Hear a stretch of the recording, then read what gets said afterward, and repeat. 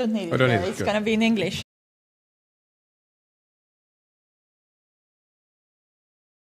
But it seems that it's not the case. So. But it's really good to welcome you, Simon, in Estonia. I'm really glad that you made this visit here in late May. We very much appreciated our close cooperation at the United Nations Security Council, where we shared 1 year of our membership. And of course, we very much appreciate our close cooperation also at the European Union. We are like-minded countries in many areas. And today, of course, we focus mostly on the situation in Ukraine, where Russia is waging this unprovoked and unjustified war, which has so many consequences to our region that majority of the time we spent on speaking these consequences. First of all, of course, what we could do more together, especially at the EU, as we are both members of the European Union.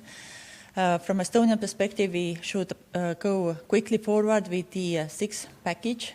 We hope that we can adopt it as soon as possible. And of course, continue with other waves of sanctions, especially ending buying energy from Russia. Also, we spoke about the humanitarian aid, how we can continue to support Ukrainian war refugees, and also, of course, internal IDPs who have fled this brutal war, which Russia started on the 24th of February. Another area where we really are very like-minded is the accountability, and we both have supported ICC. Estonia has decided to send 4 national experts to the team of Chief Prosecutor. They should start their work next month, and we have allocated funds for 2 years so that we could have these war criminals to the court as quickly as possible.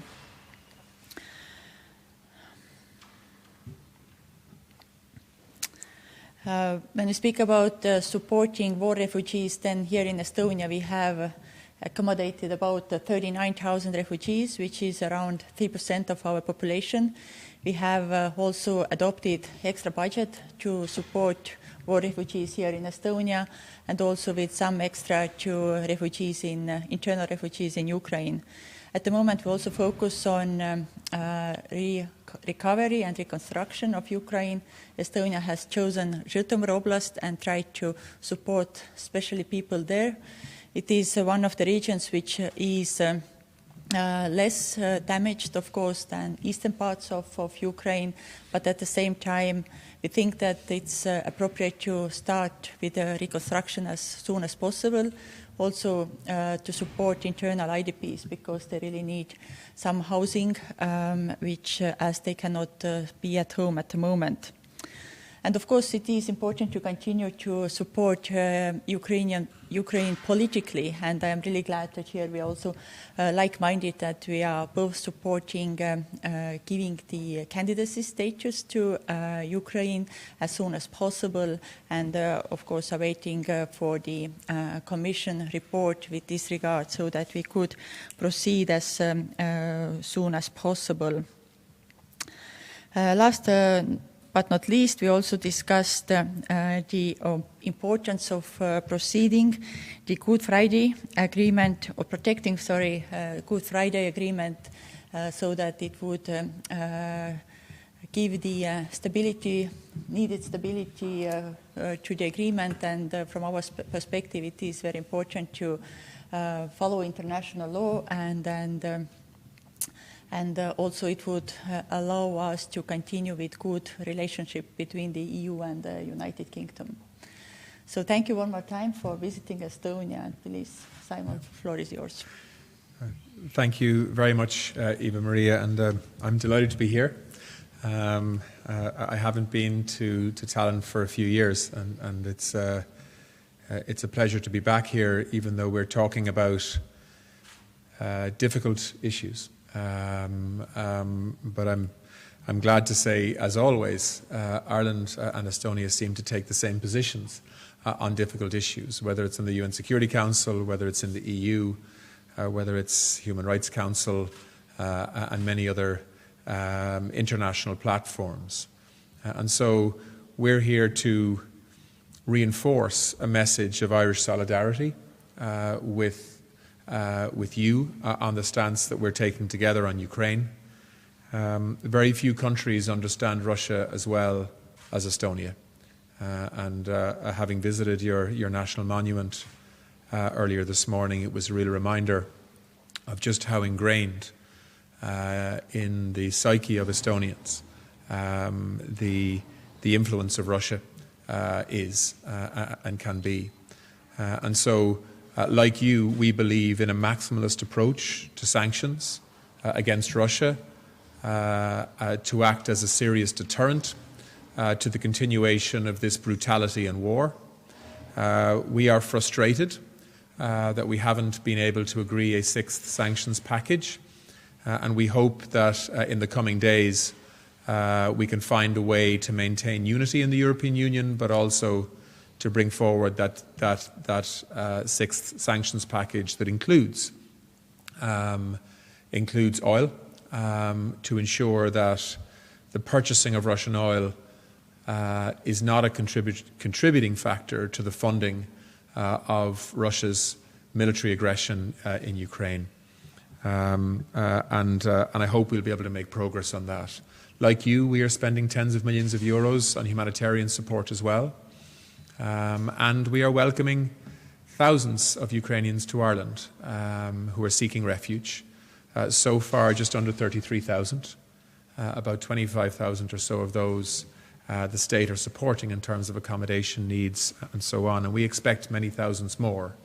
And we will try to ensure that our homes are their homes for as long as it takes in terms of this conflict. Like you also, we are supporting accountability structures to ensure that those who are responsible for war crimes can be held to account in the months and years ahead. And we've so far contributed an extra €3 million to the International Criminal Court, to its Chief Prosecutor, Karim Khan, to ensure that resources are not the problem when it comes to gathering evidence and putting an evidence base together to ensure that we can bring the perpetrators of criminal acts and brutality and crimes against humanity in Ukraine to account. We will continue, of course, also through the European Peace Facility to play our part in supporting Ukraine's military to defend themselves, their communities and their country from Russian aggression. And we will use every international platform that we are part of, whether it's our presidency of the Council of Europe, whether it's our privileged place until the end of the year on the UN Security Council, which of course we've worked with Estonia closely on, or of course whether it's within the EU or other UN institutions. We will continue to call out Russian disinformation in relation to this war, and we will try to ensure that by working with international partners we will create a significant cost to Russia of the continuation of this war in an effort to try and bring it to an end.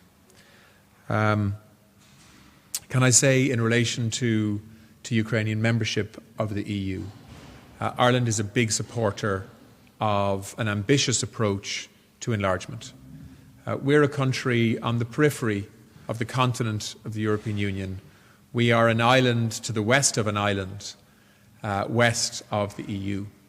And our country, since it made a decision democratically to join the EU 50 years ago, has been transformed by EU membership, not just economically, but also from a societal perspective as well.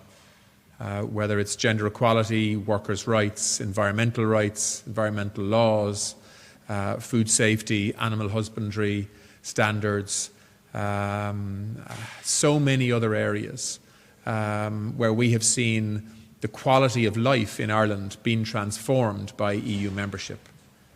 And we want that stability and that quality of life for other countries that want to be part of the European Union in the future. And a country at war, defending itself against Russian aggression, aspiring to not only protect their own sovereignty, but to protect the right of Ukrainians to actually access the kind of stability and quality of life that we take for granted now, is something that I think we need to be responding to as a European Union in the context of accession. And that is why Ireland is a strong supporter of Ukraine achieving candidate status and aspiring to be a full member of the European Union and not a member of some other lesser construct. This should be about equality across the continent of Europe, and we should be ensuring that countries that want to aspire to meet the thresholds and the standards that are required to become a full EU member can be open to everybody, and every country that wants to aspire to that approach towards democratic development and quality of life. Finally, can I just say on a bilateral basis, I think there's about 3,000 Estonians living in Ireland today and growing, I hope, because we get on very well. But just in relation to the Northern Ireland Protocol issues and in relation to the ongoing impacts of Brexit, in some ways those issues seem so minor in comparison to the war in Ukraine and the extraordinary human suffering that is flowing from that conflict and that Russian aggression. But it is an issue at the moment for us with our closest neighbour in the United Kingdom, and it's an issue, of course, between the EU and the UK at a time when partnership and unity is more needed than it's been for many, many decades.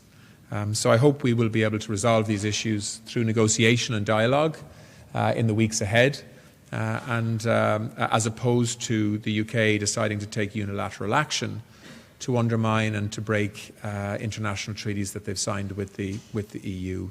Nobody wants that. And I believe we can resolve the outstanding issues through dialogue and discussion. And I just want to thank you and your government for steadfast solidarity on these issues through the Brexit process, which has gone on for a long time now.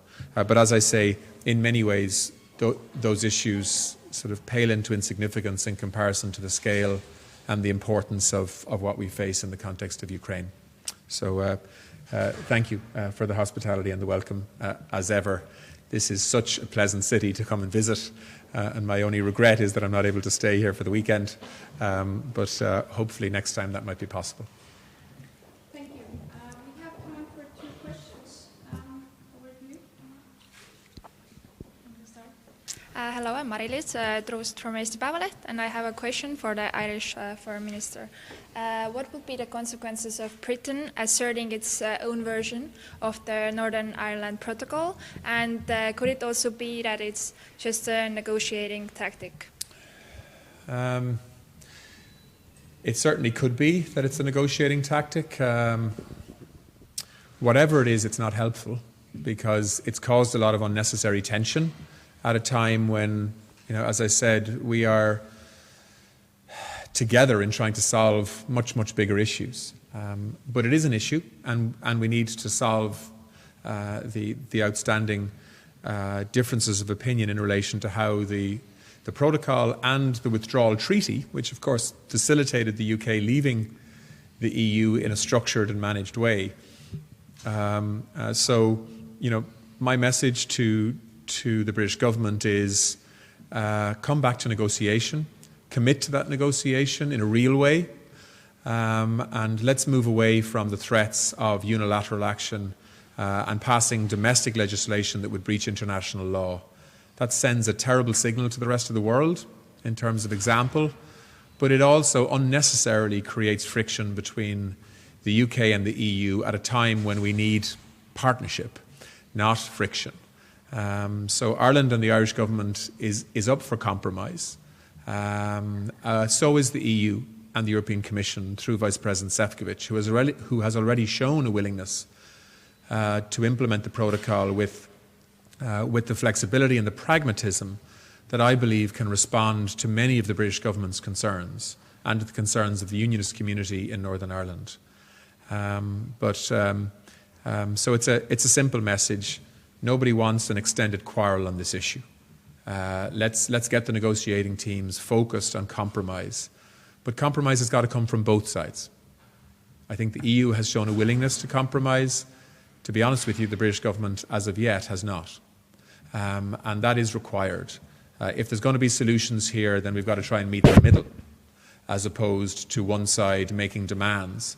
And if it doesn't get everything it wants, well, then it's going to go ahead and take it anyway by passing domestic legislation. That's no way to behave in international relations, and it's certainly no way to treat your closest neighbour and your closest allies, which is how I think the EU and the UK should see each other, because we know how important the UK is to European security. I know how important the UK is to the security of this country in the context of NATO partnership and so on. That's a really important relationship. My country has a 90 billion euro trade relationship with the United Kingdom. For a country of 5.5 million people, that's some trade relationship. So let's work together to solve outstanding issues, as opposed to having standoffs and threats of unilateral action, which I think is unhelpful, and we should move away from that. Hi, Ott Tamek with Bloomberg. I have a two-part question on sanctions. The first for the Estonian foreign minister related to trade flows between Estonia and Russia. According to Eesti Päevaleht, trade flows have increased since last year, in the first part of the year compared with last year. So I'm just wondering how you find that justifiable in the current context, how long you think that will continue, and whether that means sanctions are effective. And then the second part of my question is to the Irish minister regarding Hungary and the sixth sanctions package. And I'm just wondering how you see that situation resolving in practical terms in finding a compromise with Hungary. Thank you. Thank you very much. First, I would like to underline that from Estonia's side, we have been strong supporters of different sanctions to Russia because of Russia's aggression to Ukraine, and we don't have limits here. From our perspective, it is important to have EU joint sanctions because they are most efficient.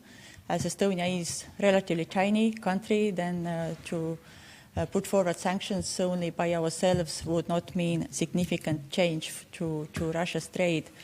When we speak about trade volumes, then of course they fluctuate from year to year, but so far we can really absolutely surely say that we have followed all the sanctions without exceptions, and look forward to further packages as we say that we should. There is long overdue of adopting the sixth package. We should also end buying gas and oil from Russia. So we hope that after the sixth package, we continue with the next package of sanctions, which would also include gas products. And also, of course, if there is opportunity at EU level to agree on other sanctions, we definitely would support it. But at the moment, we don't have full embargo on Russia's products from the EU side. Yeah, I mean, from my perspective, as I said at the start, I mean, we believe in a maximalist approach. You know, the most effective weapon we have to bring this war to an end is sanctions. Of course, we're doing everything we can to support Ukraine to defend itself. But in terms of the pressure that can be brought to bear on decision makers in the Kremlin, the tools we have to apply that pressure are predominantly around international isolation of Russia and condemnation of Russia, which I think has limited effect, and economic sanctions. And the European Union is an economic powerhouse in terms of scale, and we can apply significant economic pressure to Russia if we choose to do so. And of course, we have international partners that want to do that with us, like the US and Canada and Australia and New Zealand and Japan and other countries. So I think the European Union is very focused now on implementing a sanctions package that it announced a number of weeks ago at this stage, which is the sixth sanctions package. We know that some countries in the European Union are much more impacted than others by applying that sanctions package to ending oil exports from Russia into the EU. and we know that Hungary has been quite vocal that they simply can't sustain and manage that decision easily. And so there is an ongoing negotiation now in terms of how we can accommodate the concerns of states that aren't willing to or aren't able to facilitate that sanctions package decision, so that we can actually bring it forward. So the challenge here is, how do we maintain unity while at the same time signing off on a next sanctions package that has real impact? And for us, we want to go beyond the 6th package, onto a 7th and an 8th package if necessary, if the war continues, because the price and the deterrent has to increase if the war continues, because the pressure has to increase to bring it to an end, given the human suffering involved.